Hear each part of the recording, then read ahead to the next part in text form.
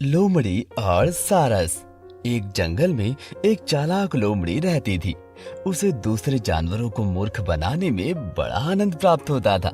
वो आए दिन कोई न कोई युक्ति सोचती और किसी न किसी जानवर को उसमें फंसाकर मजे लिया करती थी।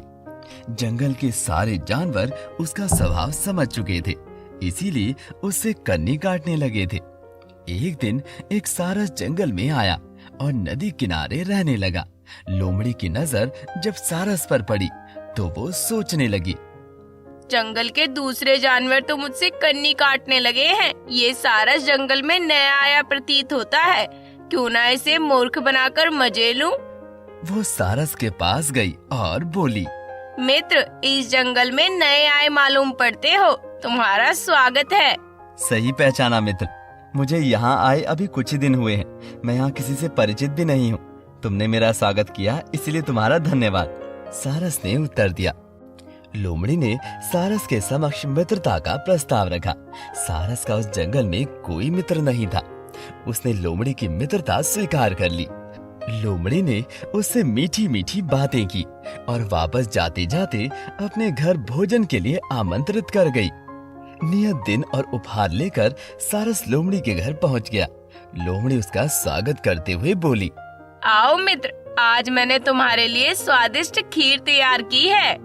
अंदर बुलाकर उसने 2 तश्तरियां लगाईं और उसमें खीर परोस दी। लंबी चोंच वाले सारस ने तश्तरी से खीर खाने का प्रयास किया, लेकिन खा नहीं पाया।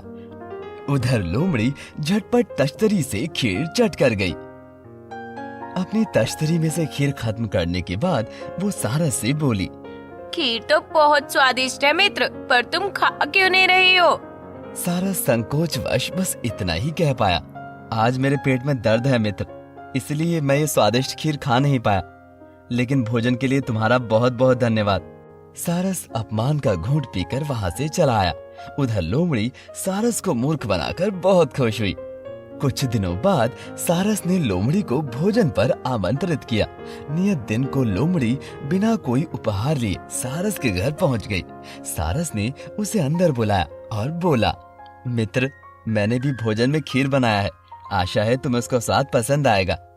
खीर सुनकर लोमड़ी के मुंह में पानी आ गया और वो खीर परोसने की प्रतीक्षा करने लगी। कुछ देर में सारस ने सुराही में खीर भरकर परोस दी। सुराही में खीर देखकर लोमड़ी का मुंह उतर गया। उसके लिए सुराही से खीर खा पाना असंभव था।